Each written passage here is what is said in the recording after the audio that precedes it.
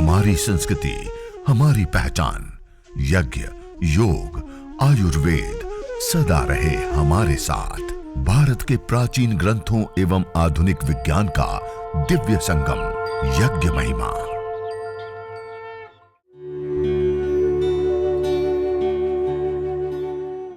भारतीय संस्कृति में यज्ञ, योग एवं आयुर्वेद जैसी अमूल्य विद्याएं हैं, जिसका मूल है वेद। इतिहास की ओर दृष्टि डालें तो भगवान राम, भगवान कृष्ण से लेकर राजा महाराजाओं, ग्रामवासियों व अरण्यवासी ऋषियों की कुटियों तक नित्य व नैमित्तिक यज्ञों का प्रचलन देखने को मिलता है।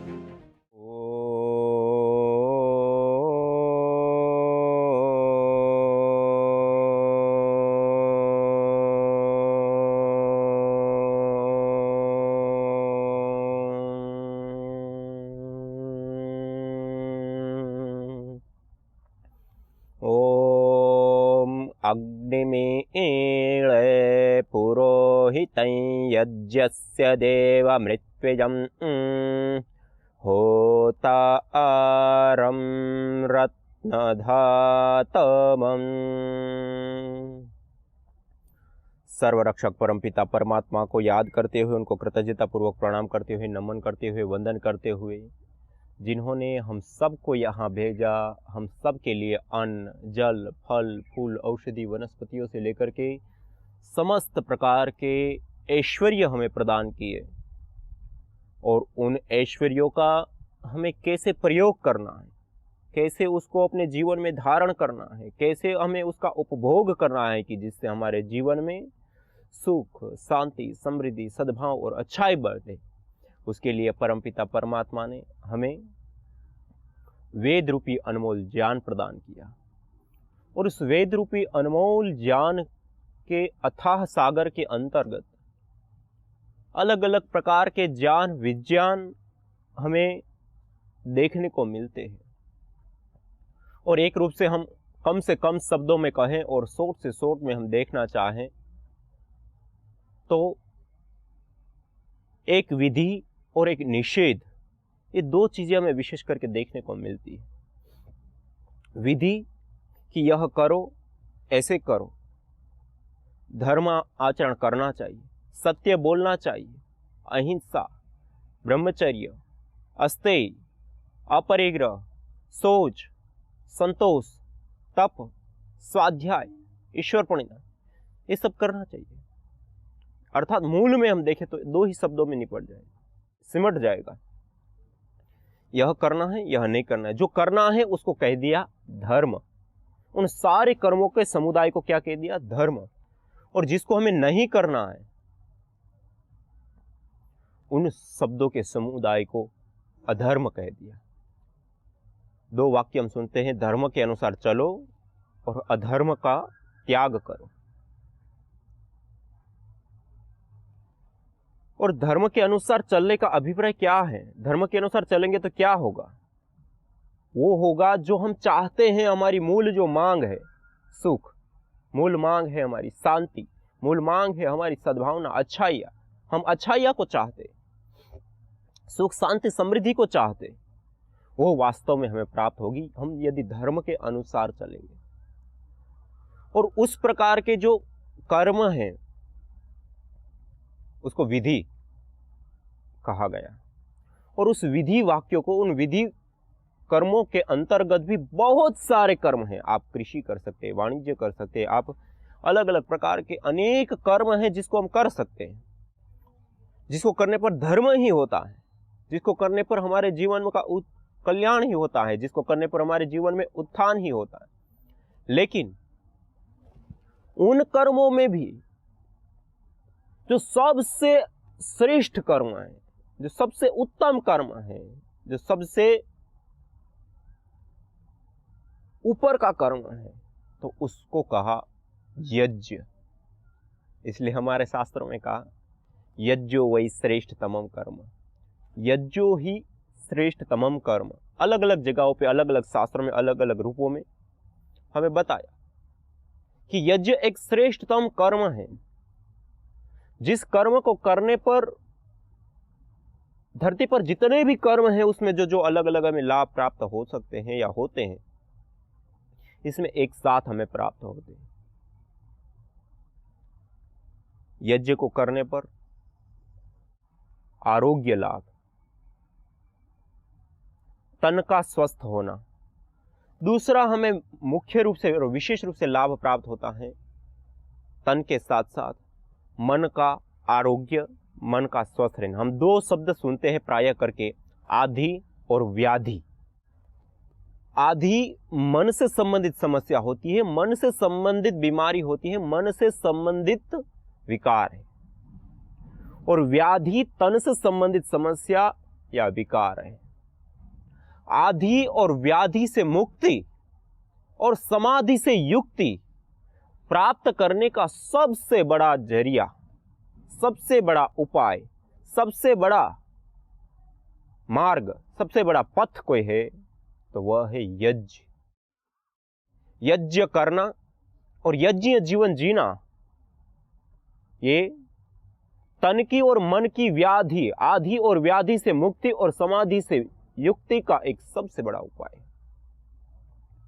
उसके साथ साथ यज्ञ कैसे श्रेष्ठतम कर्म कहा गया, यदि उसके पीछे हम देखिए कोई भी कर्म करते हैं तो उस कर्म के पीछे लाभ क्या होता है वो देखा जाता है। हम यज्ञ को करते हैं या अन्य कर्म को करते हैं, हम एक ऐसा कर्म है जिसको करते हैं तो हमें व्यक्तिगत अकेले को लाभ है, एक ऐसा कर्म है जिसको हम करते हैं तो हमें व्यक्तिगत भी लाभ है और हमारे साथ साथ आसपास में रहने वाले 2 4 5 लोगों को और लोगों को लाभ मिल जाता है, हमारे परिजनों को लाभ मिल जाता है। एक कर्म ऐसा है मुझे भी लाभ है, मेरे परिजनों को भी लाभ है, लेकिन उसके साथ साथ उससे अतिरिक्त अन्य भी जो लोग हैं उनको भी लाभ होता है।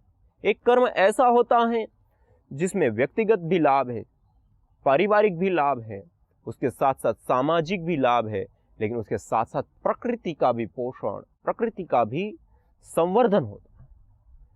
ये एक एक की अपेक्षा एक एक श्रेष्ठ कर्म हम कहेंगे। क्यों? क्योंकि एक ही कर्म को करने से हमें व्यक्तिगत भी लाभ मिल गया, पारिवारिक लाभ भी मिल गया, सामाजिक लाभ भी मिल गया और पर्यावरण की ये लाभ भी हमें प्राप्त हो गया।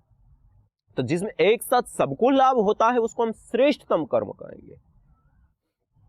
और ऐसा ही कोई कर्म है तो वह है यज्ञ, हवन, अग्निहोत्र।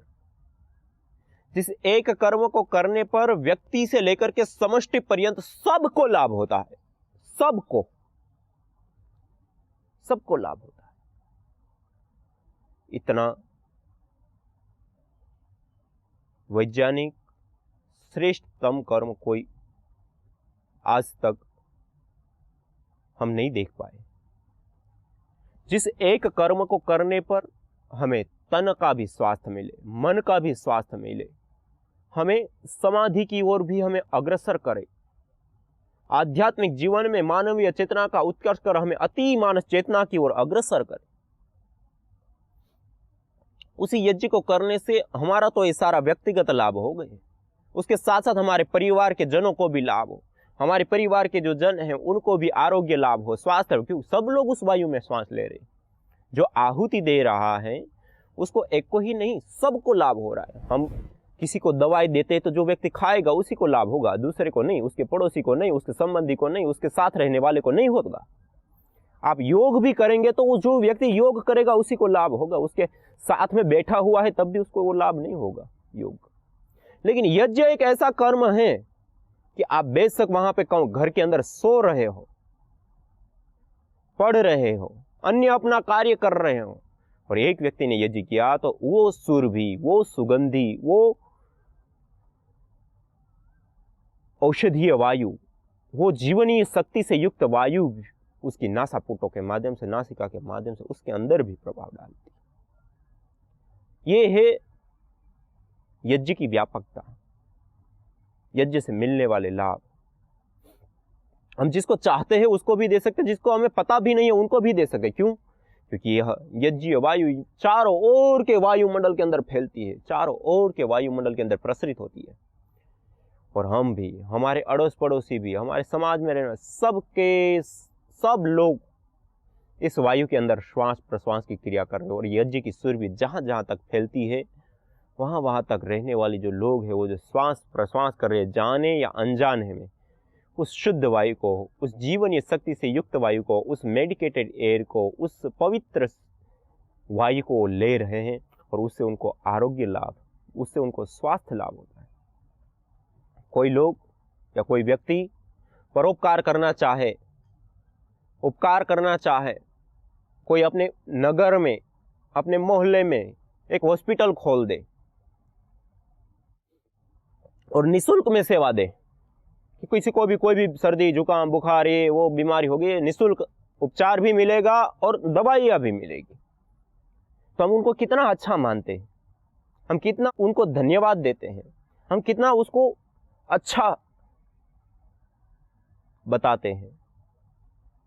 लेकिन आप विचार कीजिए, जो व्यक्ति यदि यज्ञ करता है अपने घर के अंदर, वो अपना स्वयं का तो लाभ उठा रहा है, उसके साथ साथ चारों ओर के वायुमंडल को भी वो प्रभावित कर रहा है, सुगंधित कर रहा है, मेडिकेटेड बना रहा है, रोग निवारक बना रहा है, जीवनी शक्ति का उसमें संचार कर रहा है।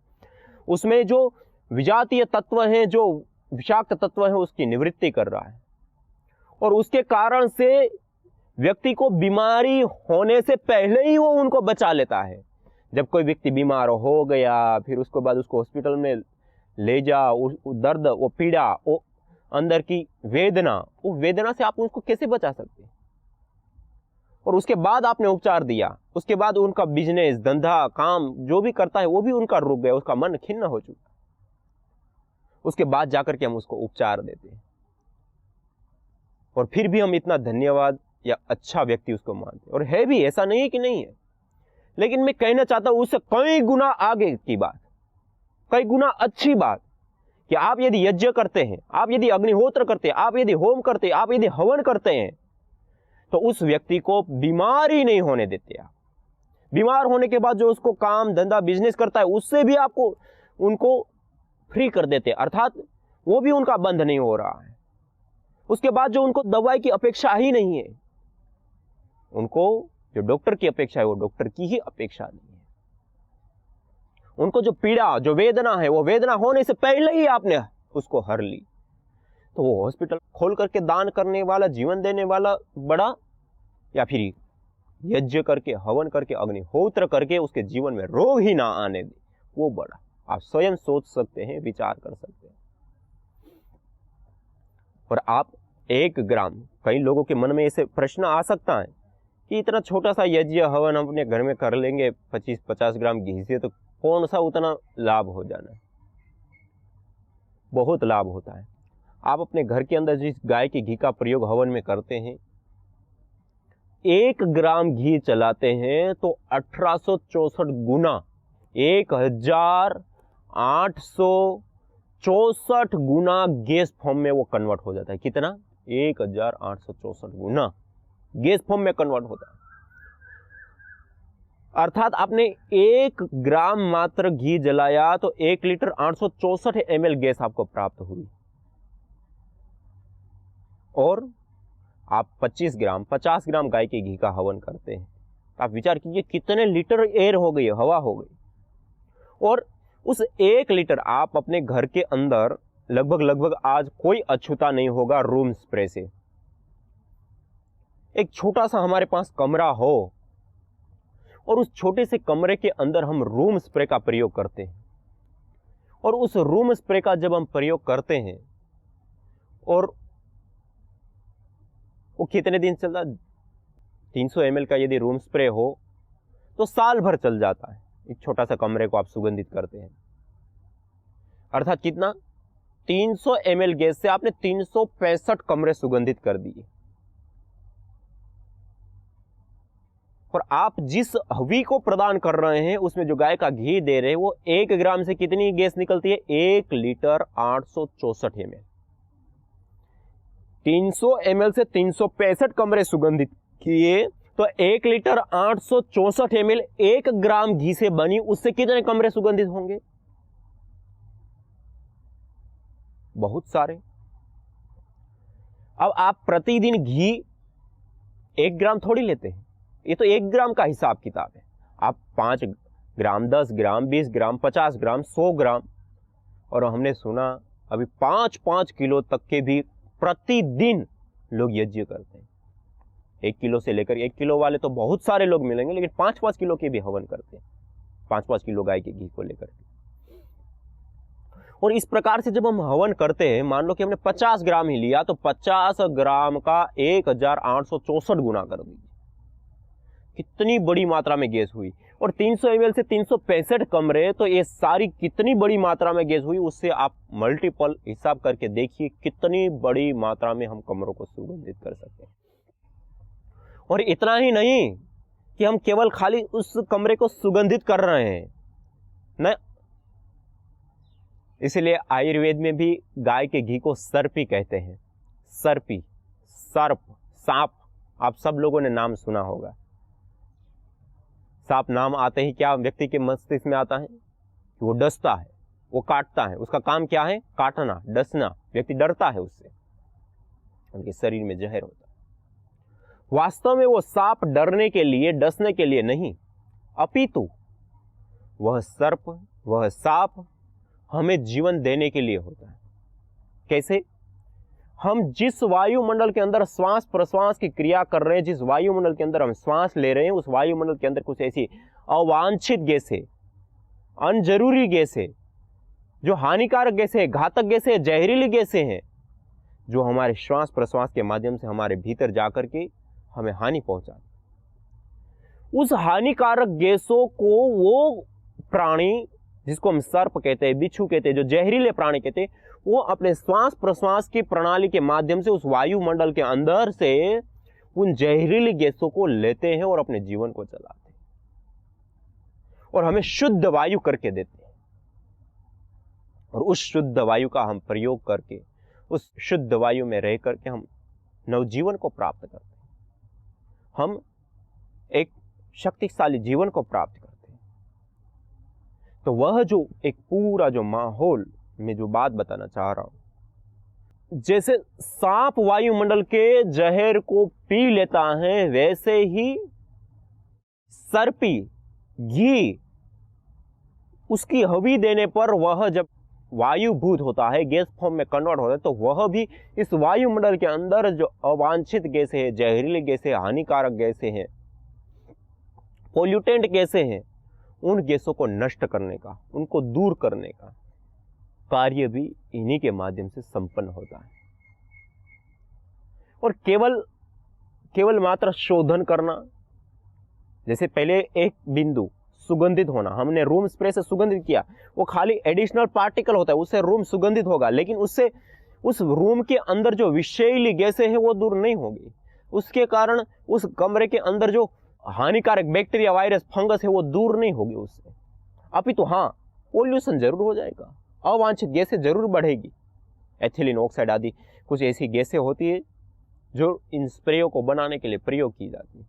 उनका प्रयोग करने पर वायुमंडल भी और पर्यावरण के लिए भी वो घातक होती है। स्वास्थ्य के लिए तो अधिक मात्रा में लिया जाए, कैंसर जैसे रोग भी पैदा कर सकती है या करती है। जबकि आप गाय के घी से हवन करते हैं तो उससे अपने घर की वायु भी शुद्ध होगी, जहरीली गैसें नष्ट होगी, बैक्टीरिया, वायरस, फंगस आदि जो अवांछित पैथोजेंस, रोगजनक है, वो भी दूर होते हैं। इतना ही नहीं, गाय के घी के अंदर सैचुरेटिव फैटी एसिड होता है, उसको जब हम जलाते हैं तो उससे कीटोन्स बनते हैं और उस कीटोन्स के टूटने पर कार्बन की अपेक्षा 6 गुना ज्यादा ऑक्सीजन हमें मिलता है, 6 गुना ज्यादा। यज्ञ को करने पर हमें ऑक्सीजन मिलती है, शुद्ध प्राणवायु मिलती है, जीवनीय शक्ति मिलती है, ऊर्जा मिलती है। गाय के घी का जो मैं उदाहरण बता करके जो आपको बताना चाहता हूं कि एक गाय के घी से हवन करने पर जो अलग अलग लाभ होते हैं, बहुत सारे हैं। आरोग्य लाभ भी है, मानसिक शांति भी है, पर्यावरण के अंदर जो अवांछित गैसें हैं, पोल्यूशन है, उसको भी कम करता है। माइक्रोबायोलॉजिकल प्रदूषण, बैक्टीरिया, वायरस, फंगस, जो आज केवल कोरोना वायरस से पूरा संसार जूझ रहा है, आप यज्ञ कीजिए, हवन कीजिए, अग्निहोत्र कीजिए, गाय के शुद्ध घी का प्रयोग कीजिए और उसकी धुनी कीजिए, बैक्टीरिया, वायरस, फंगस से भी हमारा बचाव हो जाता है। दूर हो जाता है, वायुमंडल सब कुछ सैनिटाइज हो जाता है। और यहाँ तक कि हमने देखा कि जो लोग कोरोना पॉजिटिव हो गए उन्होंने यज्ञ किया, यज्ञ के बाद अंगारों के ऊपर गाय के घी की आहुति देकर के उसकी धुनी की और उस धुनी में प्राणायाम आदि योगाभ्यास किया, 3 से 7 दिन के अंदर कोरोना पेशेंट भी रिकवर हो जाते हैं। जो उनको गंध नहीं आती वो गंध आने लग जाती है, सिर में भारीपन और जकड़न हो जाती है वो भी दूर हो जाती है, और भी जो उसके कॉम्प्लिकेशन है वो दूर हो जाती है। कहने का अभिप्राय है कि बहुत सारे लोगों के मन में ये प्रश्न, मैंने जैसे बताया कि इतना छोटा सा हम घर में यज्ञ करते 25-50 ग्राम के, उससे कितना लाभ हो जाएगा, कितने लोगों को लाभ हो जाएगा, ये आ सकता है या आता है। तो उसके लिए ये उत्तर है कि 1 ग्राम जलाने से 1 लीटर 864 ml गैस बनती है, और उस गैस का जो प्रभाव होता है उससे माइक्रोबायोलॉजिकल प्रदूषण भी कम होता है, केमिकल प्रदूषण भी कम होता है, जीवनी शक्ति का भी संचार होता है, और ना जाने और भी कितने कितने अलग अलग लाभ प्राप्त होते हैं। और हमारी परंपरा में पहले से ही दीपक जलाने से लेकर के, हवन करने से लेकर के, और गुग्गुल, गाय का घी आदि की धुनी करने से लेकर घरों में, ये सारी परंपराएं सालों सालों से, वर्षों वर्षों से हमारे पुरखों से चली आ रही। और आज हम फैशन के नाम पे उन सारी चीज़ों को, पारंपरिक चीज़ों को छोड़ रहे हैं, और आज हम रूम स्प्रे का प्रयोग कर रहे हैं, आज हम इतरों का प्रयोग कर रहे हैं सुगंधी करने के लिए, और ना जाने उसके कारण कितना पर्यावरण का भी प्रदूषण हो रहा है, और लोगों की जाने तक जा रही। और यहाँ तक कि सामने आया है कि तेज गंध वाले स्प्रेयों का प्रयोग करने पर कैंसर जैसे घातक रोग भी लोगों को हो जाते हैं। और इस यज्ञ को, इस हवन को, इस अग्निहोत्र को, अपनी प्राचीन परंपरा को, जो गुग्गुल, गाय का घी, चावल को थोड़ा गुड़ से युक्त करके, गाय के घी से युक्त करके अंगारों के ऊपर डाल करके धुनी करना, ये कितना वैज्ञानिक कर्म है। आज हमने भी PRI पतंजलि रिसर्च इंस्टीट्यूट में कई सारी प्रकार की अलग अलग रिसर्च कर, अनुसंधान कर